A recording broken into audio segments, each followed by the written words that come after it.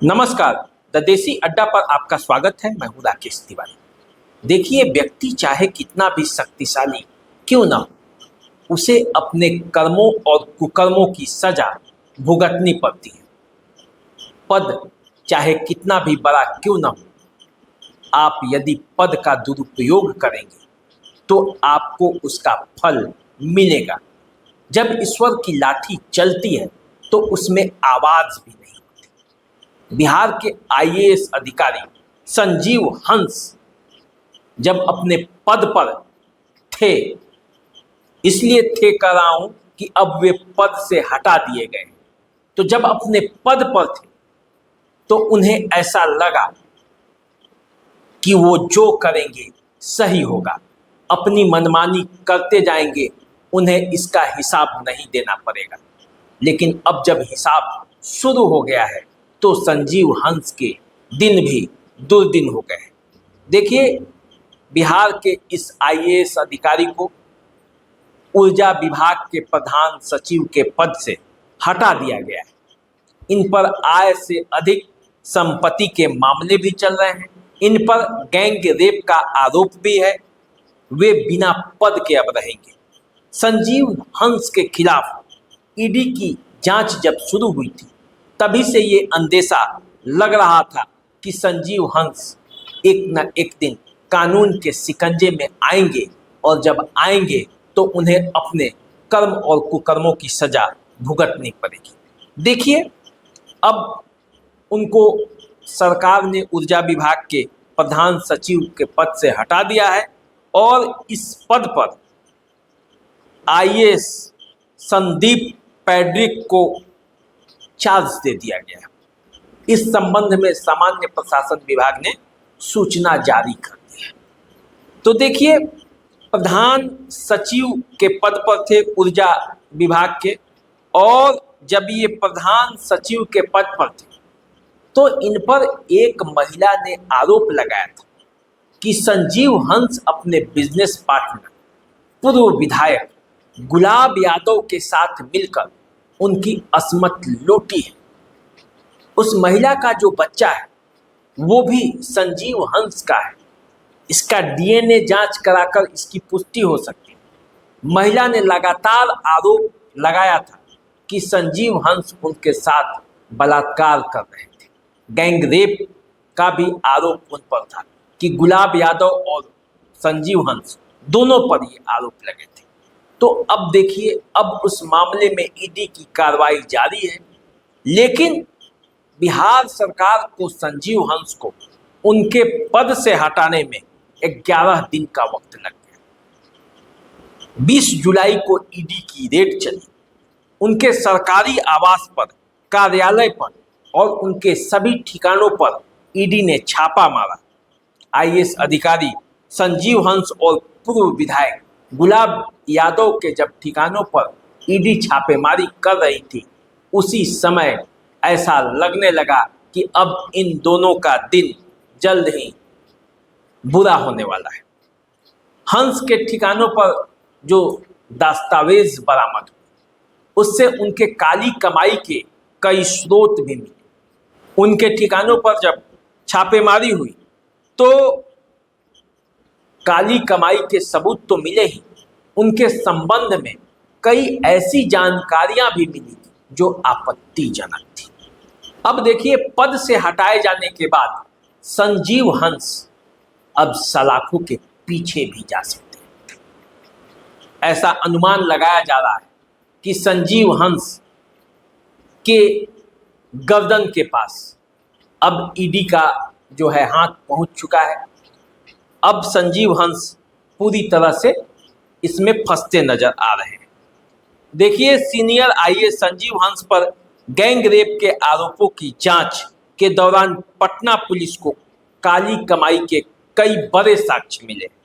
इन साक्ष्यों को विजिलेंस को दिया गया, जिसके बाद एजेंसियों का एक्शन शुरू हो गया। संजीव हंस और गुलाब यादव के कई ठिकानों पर छापेमारी हुई तो उससे कई कागजात बरामद हुए, जिसमें राज्य के अन्य आईएएस अधिकारियों से भी लेन देन के सबूत हैं।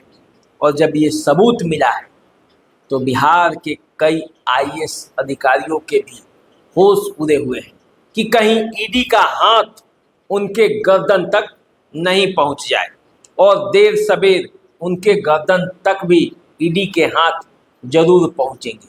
क्योंकि ये कहा जाता है कि कानून के यहाँ देर है लेकिन अंधेर नहीं।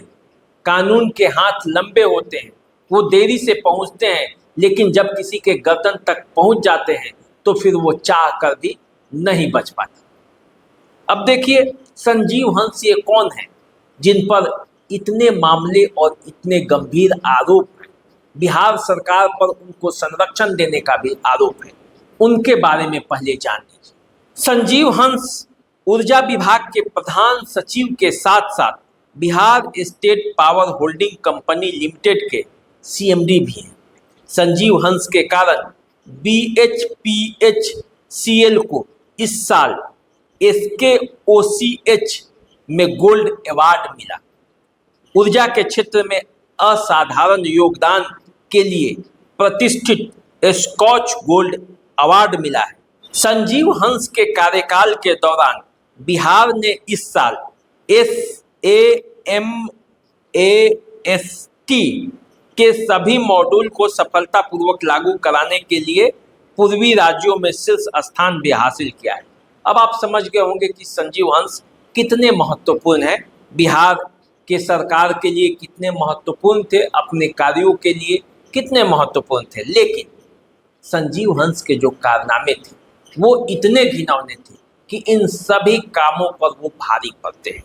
देखिए, गैंग रेप पीड़िता का कई बार गर्भपात भी कराया गया, इसका भी आरोप उसने लगाया, लेकिन इन सब कार्य करने के बावजूद पीड़िता को बच्चा हो गया, और बच्चा गुलाब यादव और संजीव हंस के गैंग रेप के बाद हुआ, लेकिन इसे कोई अपना बच्चा नहीं माना।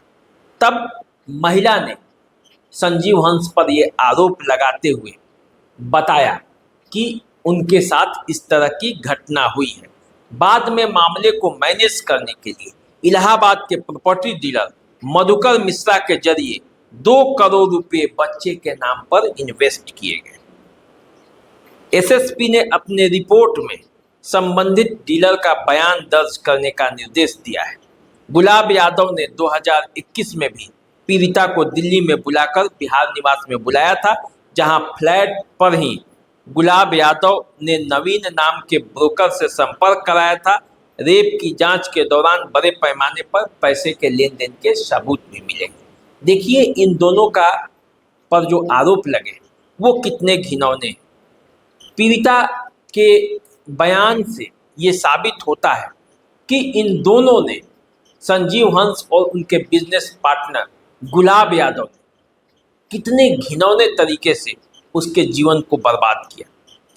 आईएएस अधिकारी जो संजीव हंस है, उसके खिलाफ जो एसएसपी ने जो रिपोर्ट दाखिल की है और रेप केस के जो गवाह सुनील सिन्हा हैं, उनके विजिलेंस का जो उल्लेख जो किया है उन्होंने अपने बयान में, उसको विजिलेंस को भेजा गया है। सुनील सिन्हा ने बताया है कि चंडीगढ़ में संजीव हंस का एक रिसोर्ट 95 करोड़ रुपया में खरीदा गया। यह सुरेश प्रसाद सिंघल के नाम पर है। सुनील सिन्हा ने यह भी बयान दिया कि प्रीपेड मीटर वालों ने एक मर्सिडीज गाड़ी भी संजीव हंस को दिया था। अब देखिए, जिस संजीव हंस पर इतने बड़े बड़े आरोप लगे, अब उस संजीव हंस की छुट्टी हो गई। सरकार ने संजीव हंस को उनके पद से विमुक्त कर दिया है। अब वे बिना पद के हो गए हैं, यानी कि अब संजीव हंस के होश ठिकाने में आएंगे। अब उन्हें पता चलेगा कि पद पर रहते और बिना पद के रहने पर क्या होता है। संजीव हंस पर आरोप जो लगे हैं उसे रिपोर्ट में तो सही बताया जा रहा है। अब वो कितना सही है ये संजीव हंस का दिल जानता होगा, संजीव हंस खुद जानते होंगे, और जिस महिला ने ये आरोप लगाया है वो जानती होगी। लेकिन अंततः उस महिला को जीत मिलते हुए दिखाई दे रहा है, क्योंकि ईडी के छापेमारी के बाद संजीव हंस पर जिस तरह से शिकंजा कस रहा है, एक के बाद उनके लिए बुरी खबर आ रही है और ये बुरी खबर उन्हें आज नहीं तो कल सलाखों के पीछे भेज देगी, इतना तो तय है। तो चलिए क्या होता है आगे इस मामले में, जैसे ही कुछ अपडेट आएगा हम आपको बताएंगे। फिलहाल हमें दीजिए इजाज़त, चैनल को सब्सक्राइब कर लीजिए, फेसबुक इंस्टाग्राम पे हमें फॉलो कीजिए। नमस्कार।